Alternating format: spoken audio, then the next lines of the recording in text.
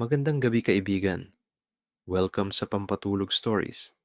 Bago tayo magsimula, shoutout sa ating mga avid listener. Kabilang sina Girly Oliva from Bahrain, Rogelio Soriano from Alberta, Canada, Rhea Lynn from Oman, Janine Mariel Lasola, at sa iba pang sumusubaybay sa ating mga kwento. Maraming salamat sa inyong suporta. Ipikit mo na ang iyong mga mata at hayaang lumipad ang iyong isipan sa mundo ng mga kwento. Ngayong gabi, dadalhin kita sa isang alamat na puno ng hiwaga at aral, ang alamat ng pinya. Samahan mo ako at hayaang ang tinig na ito ang maghatid sa iyo sa mahimbing na pagtulog. Noong unang panahon, sa isang baryo na napapaligiran ng mga luntiang bukirin, may nakatirang mag-ina. Ang ina ay si Aling Rosa, isang babaeng kilala sa kanilang lugar bilang masipag, mabait, at may pusong mapagbigay. Kahit napayak lamang ang kanilang bahay, na gawa sa kawayan at pawid, ito ay laging maaliwalas dahil sa kanyang pangangalaga. Siya ang tipo ng nanay na kahit pagod na sa paglalaba o pagtatanim sa bukid, ay may ngiti pa rin sa mukha kapag may kumatok na kapitbahay. Magandang umaga po, Aling Rosa, bati ng mga tao. At ang lagi niyang sagot, magandang umaga rin, kumain na ba kayo? Ganito kasimple ang kanyang puso. Laging inuuna ang kapakanan ng iba. Ngunit sa kabila ng kanyang kasipagan, may isa siyang problemang matagal nang bumabagabag sa kanya. Ang kanyang anak na si Pinang. Si Pinang ay isang magandang dalaga. Ang kanyang buhok ay mahaba at maitim na parang gabi. Ang kanyang balat ay makinis at ang kanyang mga mata ay kumikislap na parang bituin sa dilim. Sa unang tingin, makakaisip ka na siya'y masipag at mabait tulad ng kanyang ina. Ngunit kapag nakilala mo na siya, mapapansin mong may kakaibang ugali siya. Ang pagiging tamad at walang pakialam sa gawaing bahay. Kapag umaga, habang ang ibang kabataan sa baryo ay abala sa pagtulong sa kanilang mga magulang, naglilinis ng bakuran, nag-iigib ng tubig o nag-aalaga ng mga hayop, si Pinang naman ay mahimbing pang natutulog. Anak, gising na. Umaga na, malumanay na sabi ni Aling Rosa habang kinakalapit ang kanyang balikat. Nay, 5 minutes pa po, sagot ni Pinang, sabay talukbong ng kumot. Minsan, kahit tanghali na at sumisilip na ang araw sa dingding ng kanilang bahay, si Pinang ay nakahiga pa rin, nagpapabaliktad sa banig na parang ayaw bumangon.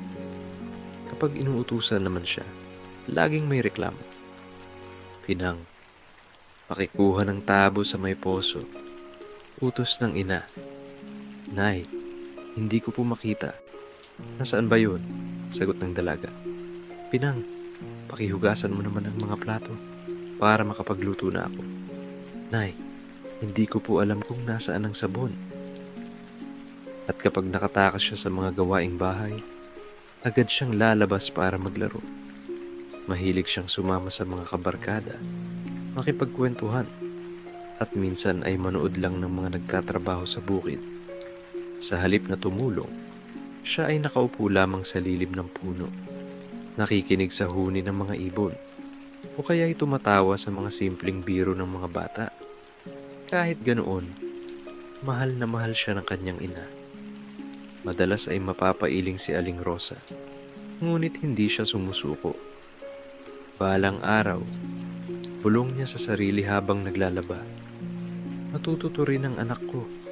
Siguro kailangan lang ng tamang panahon. At tuwing gabi, bago siya matulog, napapatingin siya sa langit. Humihiling na sana'y magbago si Pinang. Hindi dahil sa ikinahihiya niya ang anak, kundi dahil alam niyang darating ang araw na siya'y tatanda at hindi na kayang gumawa ng lahat ng bagay. Sa baryo, kilala rin si Pinang sa kanyang ugali. Kapag nakikita ng mga kapitbahay na naglalakad siya, habang wala man lang bitbit na anuman, Napapailing sila. Sayang, maganda sana ang batang iyan.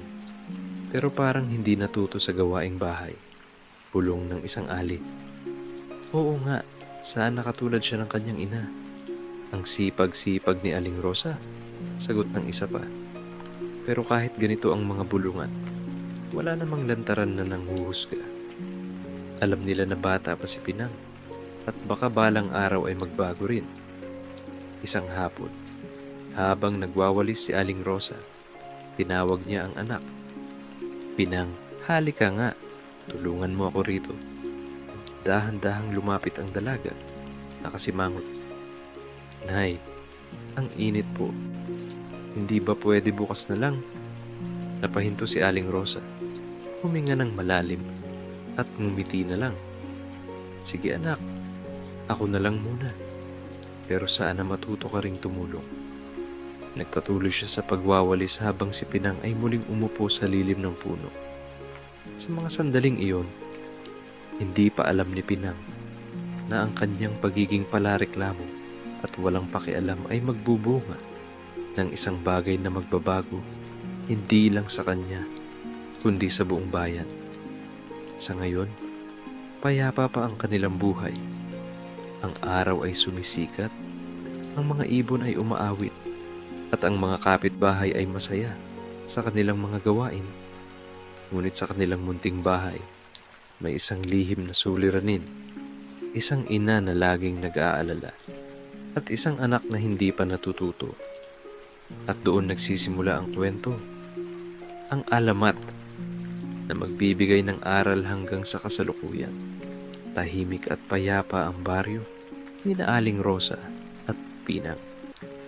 Tuwing umaga, bago pa man sumikat ng lubos ang araw, maririnig na ang tilaok ng mga manok na tila nag-uunahan sa pagbati ng bagong araw. Ang hangin ay malamig at may dalang bango ng mga damo at lupa. Sa di kalayuan, maririnig ang lagaslas ng tubig mula sa ilog, kasabay ng mga tawanan ng mga batang naliligo roon. Sa kalsadang lupa, may mga kapitbahay na naglalakad-dala ang kanilang bayong. May pupunta sa palengke. May iba na may patungo sa bukid.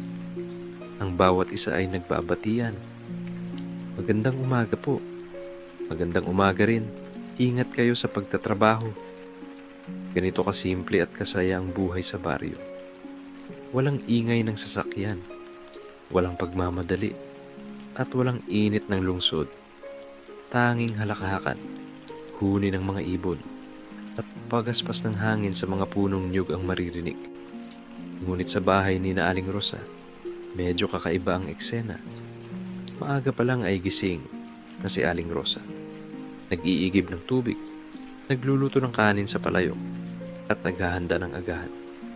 Samantalang si Pinang, nakahilata pa rin sa banig, mahimbing na natutulog, at minsan ay humihilik pa. Pinang, gising na. Anak, marahang tawag ng ina.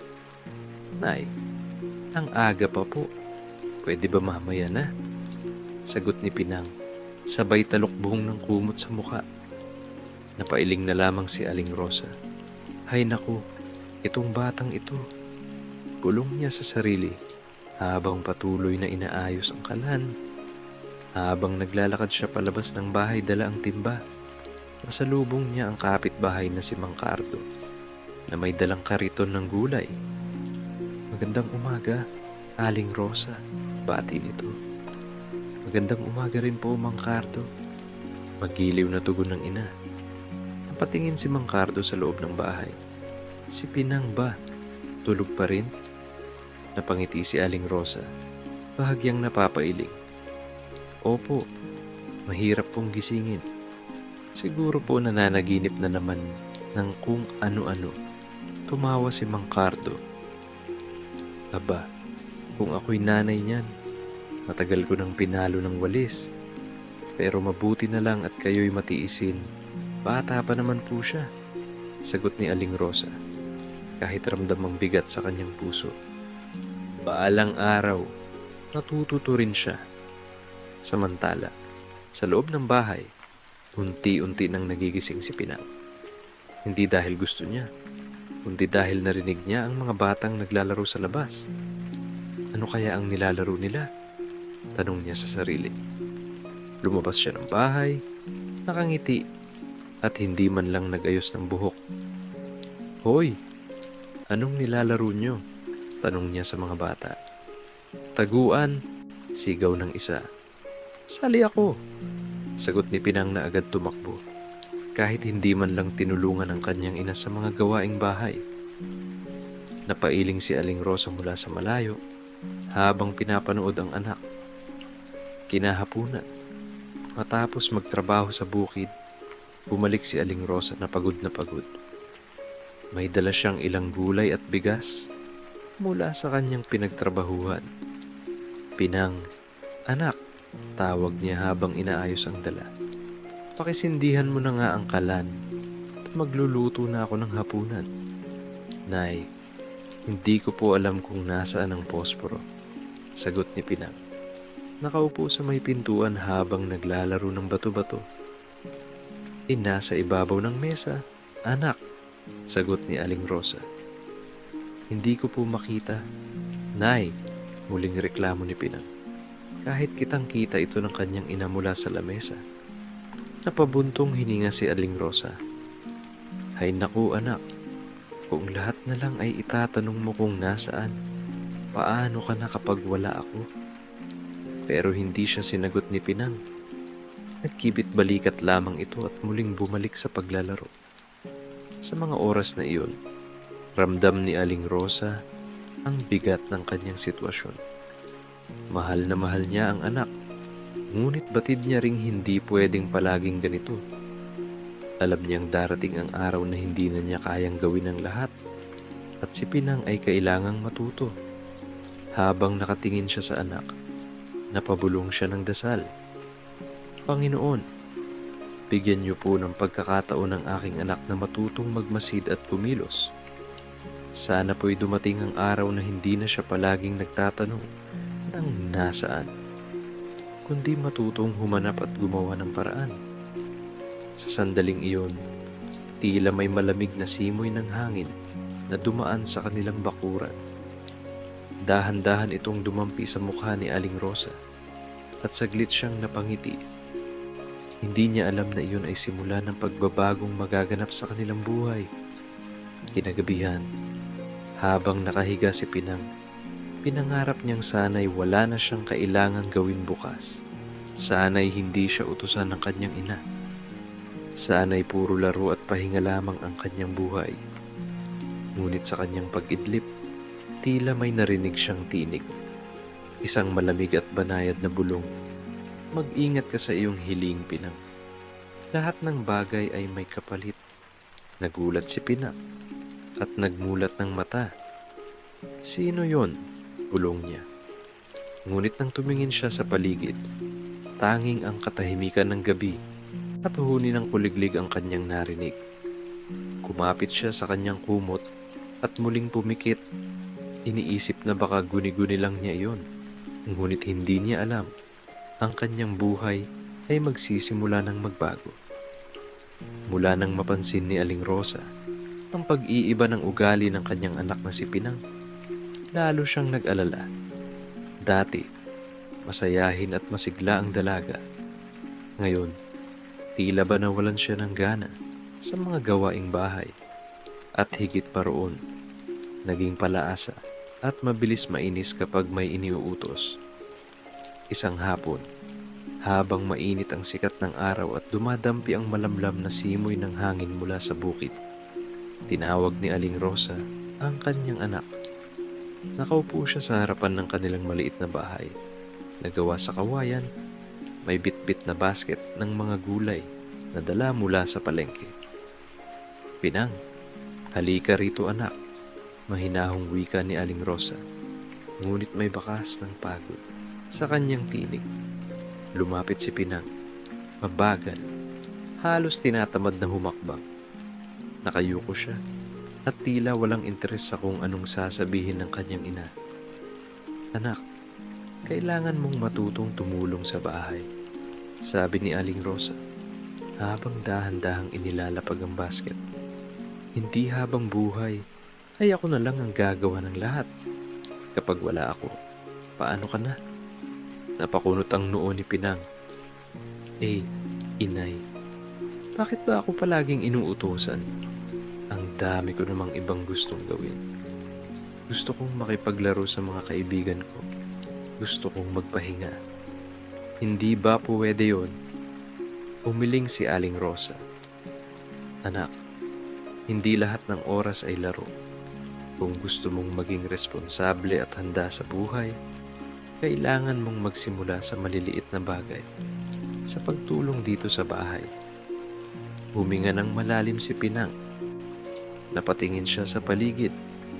Ang kanilang maliit na bakuran ay puno ng sari-saring halaman. May mga gumamela, santan, at ilang halamang gamot na karaniwang ginagamit ni Aling Rosa kapag may sakit. Sa tabi, may maliit na punong mangga na nagbibigay lilim. Lahat ng iyon ay inaalagaan ng kanyang ina, habang siya naman ay nakatingin lang, naglalaro o natutulog. Hindi niya masabi ng diretsahan, pero sa loob niya, nararamdaman niyang hindi niya gusto ang mga gawaing bahay. Para sa kanya, abala lang iyon, at mas masarap magpalipas ng oras sa pakikipagkwentuhan o paglalaro. Ngunit sa mga mata ni Aling Rosa, hindi iyon basta gawaing bahay lamang. Isa itong pagsasanay sa buhay. Kinabukasan, maagang nagising si Aling Rosa. Medyo masakit ang kanyang ulo at mas nanghihina siya kaysa dati. Tinawag niya si Pinang na nooy mahimbing pa ring natutulog. Pinang, anak, bumangon ka na. Kailangan kitang tulungan sa paghahanda ng almusal. Nag-ungol si Pinang at tinakpan ng kumot ang kanyang mukha. Inay, antok pa po ako. Kayo na lang muna. Ngumiti ng mapait si Aling Rosa. Anak, kahit paano, kailangan mong subukan. Ako'y hindi na kasing sigla ng dati. Pakiusap, ikaw naman ang kumilos sa wakas. Bumangon si Pinang. Ngunit may mabigat na buntong hininga. Dahan-dahan siyang naglakad patungo sa kusina. Pinang, wika ng kanyang ina. Pakisilip mo nga ang kalan at tingnan kung may uling pa. At kung wala, kunin mo ang nasa tabi. Pinuntahan ni Pinang ang kalan. Ngunit agad siyang napailing. Inay, alin ba dito ang kalan? Ang dami pong gamit dito. Hindi ko alam kung alin ang kawali. Napatingin si Aling Rosa at halos mawalan ng pasensya. Anak, naku, araw-araw mong nakikita ang kalan at ang uling. Hindi mo pa rin alam kung alin iyon. Tingnan mong mabuti. Nakasimangot si Pinang at napakamot ng ulo. Tumitig siya sa harap ng kusina, ngunit tila ba lahat ay nagkahalo-halo sa kanyang paningin. Kung sana po, inay, mayroon akong maraming mata. Siguro mas madali kong makikita ang lahat. Pero ngayon, nakakalito lang. Sandaling natahimik si Aling Rosa. Sa kanyang puso, may kirot ng lungkot at inis. Kung ganyan ka palagi, anak, paano ka na kapag wala ako? Kung ayaw mong matutong gumamit ng isang pares ng mata, baka isang araw ay magkakamit ka ng higit pa sa inaasahan mo.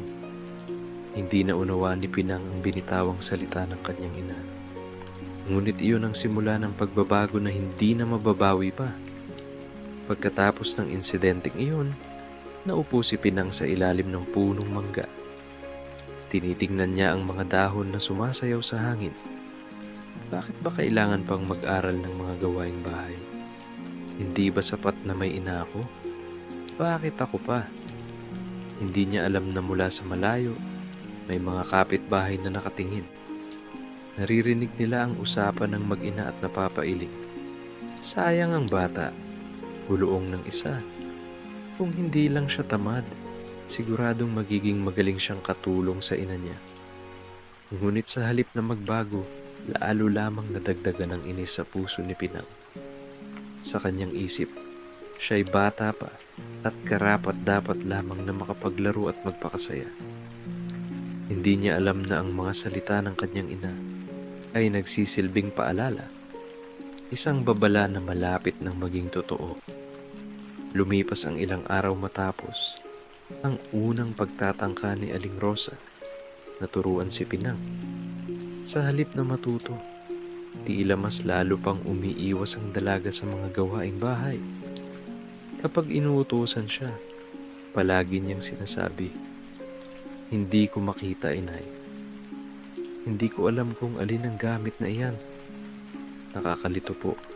Baka magkamali ako." At sa bawat reklamo ni Pinang, lalong lumalalim ang buntong hininga ni Aling Rosa. Isang umaga, nagising si Aling Rosa na masakit ang kanyang katawan. Ramdam niya ang bigat sa kanyang dibdib at ang panghihina ng kanyang mga tuhod.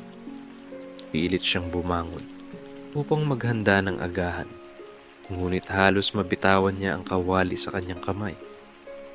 "Anak, Pinang," mahina niyang tawag, halos pabulong. Ngunit si Pinang ay abala pa rin sa pagtulog, nakatalokbong ng kumot at bahagyang dumidinig lamang. Nang marinig niya ang tinig ng kanyang ina, nagbaling siya ng posisyon at umungol. "Inay, maaga pa po. Kayo na lang muna. Antok pa ako." Napaupo si Aling Rosa sa gilid ng kanilang banig. Napapikit siya at tahimik na nagdasal. "Diyos ko, bigyan ninyo ako ng lakas. Huwag ninyo pa akong bawian ng panahon. Kailangan ko pang turuan ang aking anak." Sa kabila ng kanyang karamdaman, nagpunta pa rin si Aling Rosa sa kusina. Ngunit habang dinadampot niya ang palayok, halos mabitawan niya ito. Agad niyang tinawag si Pinang. "Pinang, anak, halika rito. Tulungan mo ako kahit kaunti lang. Pakikuha ng tubig sa banga at pakisilip kung may bigas pa sa lalagyan." Pumasok si Pinang sa kusina, nakabusangot, may antok pa sa mga mata. "Inay naman, bakit ba ako lagi? Hindi ko naman alam kung nasaan ang tabo. Hindi ko rin makita kung alin ang bigas. Ang dami pong nakatambak dito." Napayuko si Aling Rosa. "Anak, araw-araw mong nakikita ang mga bagay na iyan. Ang tabo'y nasa tabi ng banga at ang bigas ay laging nasa bangang malapit sa pinto. Hindi mo ba matandaan?" Umirap si Pinang at nagkrus ang mga braso. "Kung sana po, inay, marami akong mata. Baka mas madali kong makita ang lahat." Natahimik si Aling Rosa. Ang sinabi ni Pinang ay muling umalingaw-ngaw sa kanyang isipan, kagaya ng mga nauna niyang reklamo. Sa kanyang puso, may bigat na hindi maipaliwanag. Parang may darating na kakaibang bagay na hindi na niya magagawang pigilan. Dahan-dahang naupo si Aling Rosa sa isang bangkong gawa sa kahoy. Pinilit niyang ngumiti kahit ramdam ang bigat ng kanyang katawan. "Pinang, anak," mahinahon niyang sabi, "hindi ko naman hinihingi na gawin mo ang lahat. Ang nais ko lamang ay matuto ka kahit paunti-unti. Kapag natuto ka sa maliliit na bagay, magiging handa ka sa mas malalaking hamon sa buhay." Pero si Pinang, imbes na matauhan, ay napabuntong hininga ng malalim. "Inay, ang dami-dami namang sinasabi. Hindi ba't kayo naman ang magaling sa lahat? Ako'y bata pa. Hindi ko naman kaya ang lahat ng iyan. Gusto ko lang maglaro, makipagkwentuhan sa mga kaibigan, at magpahinga." Napahawak sa dibdib si Aling Rosa. Ramdam niya ang kirot ng kanyang karamdaman, ngunit mas masakit ang bigat na dala ng mga salita ng anak. "Anak," mahina niyang bulong, "hindi habang buhay ay nandito ako. Kapag dumating ang araw na hindi na kita magabayan, paano ka na?" Ngunit hindi sumagot si Pinang. Lumabas siya ng bahay at dumiretso sa kanilang bakuran. Iniwan ang kanyang inang naghihingalo sa kusina. Naiwang mag-isa si Aling Rosa, nakatanaw sa liwanag na sumisilip sa bintana. Dinig niya ang huni ng mga ibon, ang ihip ng hangin, at ang malalayong tawanan ng mga bata sa baryo. Ngunit sa kanyang puso, may lungkot na hindi maipaliwanag. Diyos ko, bulong niya habang pinipikit ang kanyang mga mata. Kung hindi na ako magtatagal, ipakita ninyo sa aking anak ang kahalagahan ng mga bagay na hindi niya nakikita ngayon. Kung kinakailangan, turuan ninyo siya sa paraang hindi ko kayang gawin. Kahit masakit, kahit wala na ako. Sa mga salitang iyon, tila may dumampi na malamig na hangin sa loob ng kanilang bahay. Parang sagot ng kalikasan. Isang paalala na darating na ang pagbabagong matagal nang nakalaan para kay Pinang. Lumipas ang ilang linggo at ang panghihina ni Aling Rosa ay lalo pang lumala. Kung dati nakakatayo pa siya upang magluto at maglinis ng bahay, ngayon ay madalas na lamang siyang nakahiga sa kanilang banig, hinihingal, at may ubo na mahaba at paulit-ulit. Sa bawat araw, ramdam niyang unti-unting kumakapit sa kanya ang karamdaman. Ngunit higit sa lahat, ang iniintindi niya ay hindi ang kanyang sarili, kundi si Pinang, na hanggang ngayon ay ayaw pa ring matutong mag-asikaso ng mga gawaing bahay. Isang umaga, maaga pang liwanag, ngunit parang mabigat ang hangin sa kanilang tahanan. Tahimik ang paligid, maliban sa marahang pag-ubo ni Aling Rosa. Pinilit niyang bumangon mula sa banig at tinawag ang anak. Pinang, anak, halika rito, pakiusap. Narinig iyon ni Pinang mula sa kabilang silid. Napabuntong hininga siya at lumapit ng mabagal. Nakataas pa ang kilay. Inay, ano na naman po ba? Kagigising ko lang. Tinignan siya ng kanyang ina. May mapait na ngiti. Anak, pakikuha mo nga ng tubig sa banga. Nauuhaw ako. Tumingin si Pinang sa gilid ng kusina, kung saan nakatayo ang malaking banga na palaging may laman. Ngunit gaya ng nakagawian, siya'y agad nagreklamo. Inay, alin bang tabo ang gagamitin ko? Ang dami-dami niyan. At hindi ko makita kung alin ang puno ng tubig, alin ang wala. Napapikit si Aling Rosa. Pinang, araw-araw mong nakikita iyan. Ang tabo ay laging nakapatong sa gilid ng banga. Ang tubig ay naroon palagi, kasi hindi ko hinahayaang maubusan tayo. Kung sana'y tinitingnan mo ng maigi, hindi mo na kailangang magtanong. Ngunit umirap lang si Pinang at napakamot ng ulo. Kasi po, ang gulo ng mga gamit ninyo. Kung sana marami akong mata, baka mas madali kong makita ang lahat. Muling umaling-awngaw sa isip ni Aling Rosa ang mga salitang iyon. Parang sumpa na paulit-ulit na binabanggit ng kanyang anak. Kinahapunan, dumating ang kanilang mga kapitbahay upang kumustahin si Aling Rosa. Isa-isa silang pumasok sa maliit na bahay at nagdala ng prutas at halamang gamot. Rosa, sabi ng isang alin, dapat magpahinga ka. Huwag ka nang masyadong kumikilos. Hayaan mo na si Pinang ang gumawa ng gawaing bahay. Naroon din ng isa pang kapitbahay na napailing. Sayang si Pinang. Maganda at matalino sana, pero ayaw magturo ng pusa. Lagi na lang umaasa. Narinig iyon ni Pinang at napasimangot siya. Umupo siya sa sulok at nagbuntong hininga. Puro na lang ako ang napapansin. Bakit ba ako lagi ang may kasalanan? Lumapit sa kanya ang isang matandang kapitbahay, si Aling Marta, nakilala sa kanilang baryo bilang mabait at mapagpayo. Iha, hindi ka sinisisi. Ang nais lang ng iyong ina at naming mga nakakatanda, matutunan mong mag-asikaso ng sarili. Dahil darating ang araw na hindi ka na masasandalan ng iyong ina. Ngunit imbes na matauhan, Lalo lamang nainis si Pinang. Bakit ba lagi nilang pinapaalala na mawawala si inay? Hindi naman totoo yon. Malakas pa siya. Ngunit sa kaloob-looban ng kanyang puso, alam niyang hindi iyon totoo. Ramdam niyang nanghihina ang kanyang ina araw-araw. Kinagabihan, habang tahimik ang buong baryo, tinawag muli ni Aling Rosa ang anak. Mahina na ang kanyang tinig. Halos hindi marinig kung hindi lalapit. Pinang, halika dito sa tabi ko. Umupo si Pinang sa tabi ng kanyang ina. Nakayuko at naglalaro ng sariling mga daliri. Anak, mahinahong sabi ni Aling Rosa, hindi ko alam kung gaano pa ako tatagal.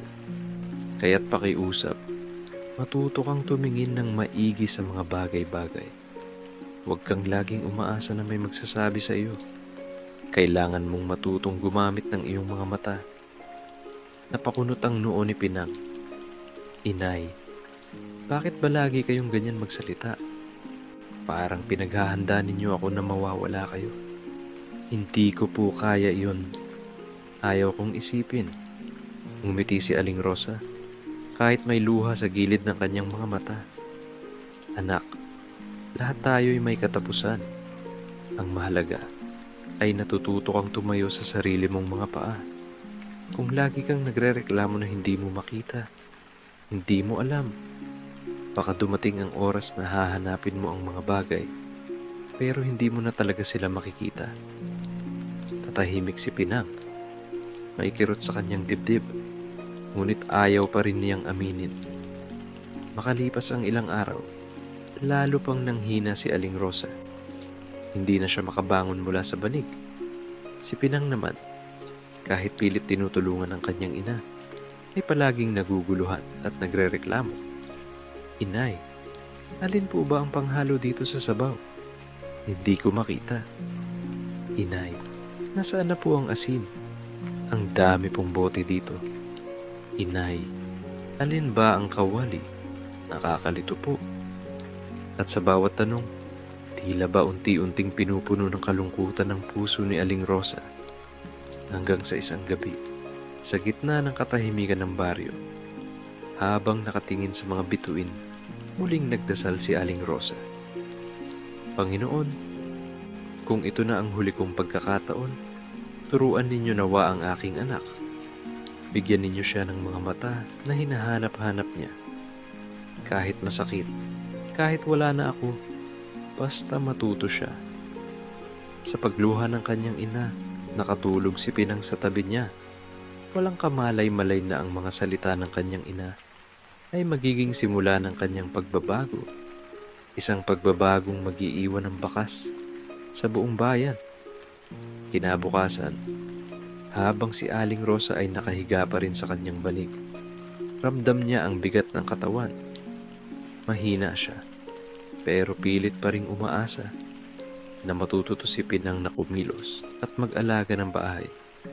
Pinang, anak, pakikuha nga ang palayok, mahinang sabi ni Aling Rosa.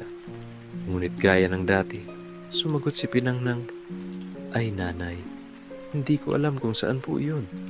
Napapikit si Aling Rosa at napabuntong hininga. Sa kanyang isipan, bumalik ang panalangin na kanyang binigkas noong isang gabi. Kung maaari lamang, Panginoon, bigyan mo siya ng maraming mata upang matuto siyang magmasid at maging masino.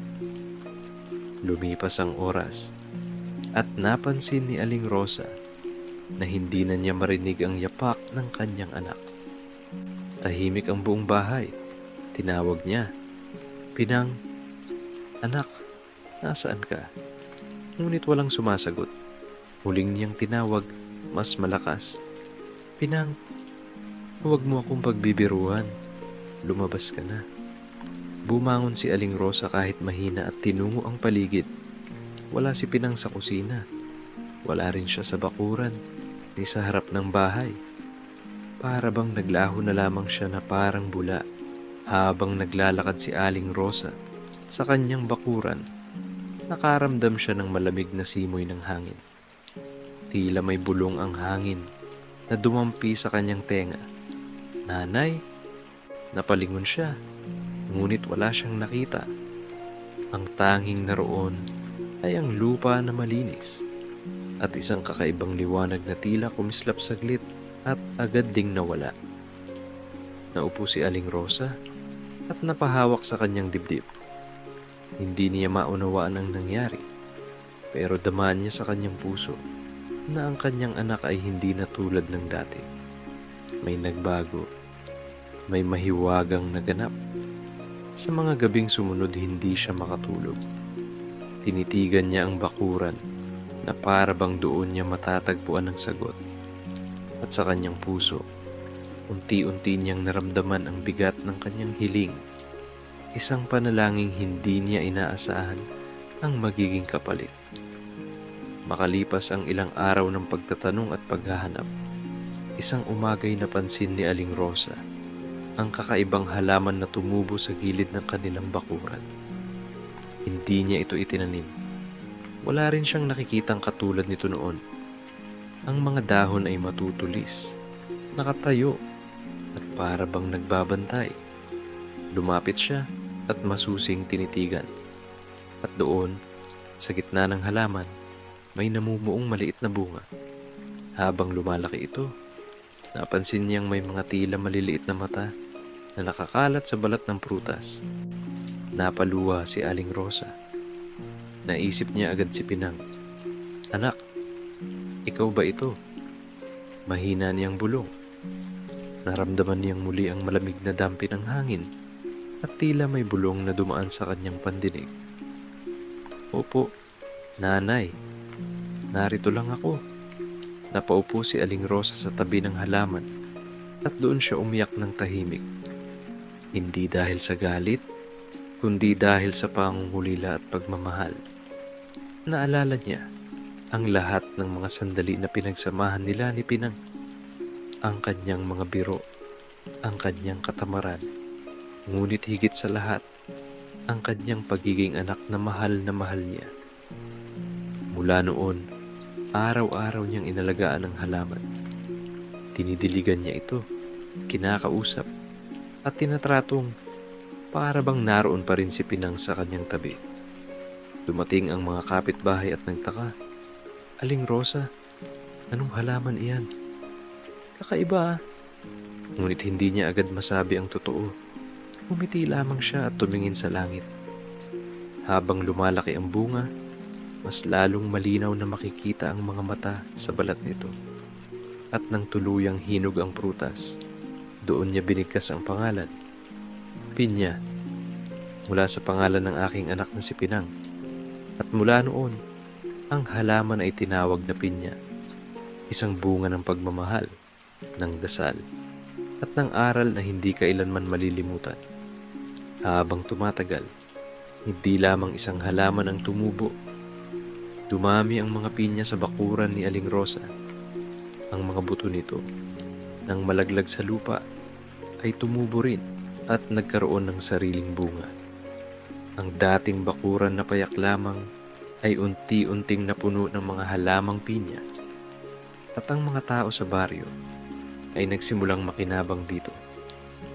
May mga ginagawang pagkain, inumin, at kahit gamot mula sa prutas na ito. Ngunit higit sa lahat, bawat pinya ay nagsilbing paalala ng kwento ni Pinang. Kaya kahit saan sila magpunta, dala nila ang alamat at ipinapasa sa kanilang mga anak at apo. Isang dapit hapon, habang nakaupo si Aling Rosa sa tabi ng puno ng pinya, pinikit niya ang kanyang mga mata at nagdasal. "Panginoon, salamat sa lahat. Alam ko, ang nangyari sa aking anak ay hindi simpleng parusa, kundi isang paalala para sa amin. Naway manatili ang aral na ito sa bawat puso ng mga tao." At sa kanyang pandinig, tila narinig niya ang isang bulong ng hangin. "Nanay, huwag kang mag-alala. Nandito lang ako." Napangiti si Aling Rosa, at kahit may kirot pa rin sa kanyang puso, alam niyang ang kanyang anak ay naging bahagi na ng isang alamat na hinding-hindi malilimutan. Mula noon, tuwing makakakita ang mga tao ng pinya, Naaalala nila si Pinang, ang batang minsang naging pabaya, ngunit nagbigay ng aral sa buong bayan. At ang prutas na iyon, na may tila daan-daang mata, ay nagsisilbing paalala sa lahat. Maging masinop at mag-obserba. Huwag maging tamad. Pahalagahan ang bawat pagkakataon upang matuto. At dito nagtatapos ang ating mahabang paglalakbay sa kwento ni Pinang at ni Aling Rosa. Mula sa isang batang tamad at laging umaasa, hanggang sa kanyang pagbabagong nagbigay ng aral, hindi lamang sa kanyang sarili, kundi sa buong baryo at sa mga susunod na salinlahi.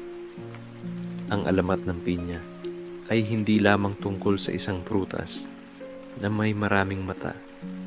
Ito ay paalala na sa buhay, kailangang matutong magmasid, pumilos, at pahalagahan ang mga bagay na ating ginagawa. Ang bawat pagkukulang ay may bunga, at ang bawat pagsisikap ay may gantimpala. Kaya ngayong gabi, isara mo ang iyong mga mata at hayaan mong pumikit ang iyong sariling mga mata ng isipan. Damhin mo ang malamig na hangin, ang katahimikan ng paligid, at ang dahan-dahang paglisan ng lahat ng pagod at alalahanin. Tulad ng kwento ni Pinang, tandaan mong ang bukas ay laging may dalang bagong pagkakataon para magbago at magsimula muli. Magandang gabi.